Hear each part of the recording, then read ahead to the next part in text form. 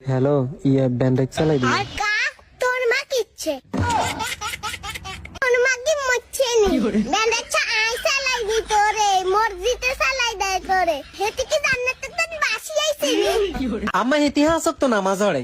আজকে নামাজ হইলে তোরে কোন দেয় কিনলে নাবালিগ অবস্থায় যার বাচ্চা মারা যায়, ওই বাচ্চাগুলিকে আল্লাহ পাক রব্বুল আলামিন কিয়ামতের ময়দানে বাপ মার জন্য বহুত বড় সুপারিশকারী বানায়।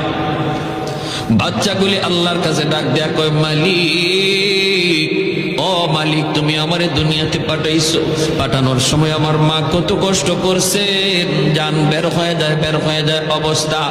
এরপরে আমি দুনিয়াতে আসলাম, এত কষ্ট আমি মাকে দিলাম, কিন্তু মার কোনো খেদমত আমি করতে পারলাম না, আমার মা ঋণ আমি শোধ করতে পারলাম না। আল্লাহ, আজ যদি তুমি আমাকে জান্নাতে দিতে চাও, আমার মা বাবা সারা জান্নাতে যাইবো না, হয় আমারে বাপ মার সাথে জাহান্নামে দিয়ে দাও, হয় আমাকে আমার বাপ মার সাথে জাহান্নামে দিয়ে দাও। রব্বুল আলামিন তখন বলে, বান্দারে, আমি আল্লাহর আদত হচ্ছে জাহান্নামীকে জান্নাতে দেওয়া, কিন্তু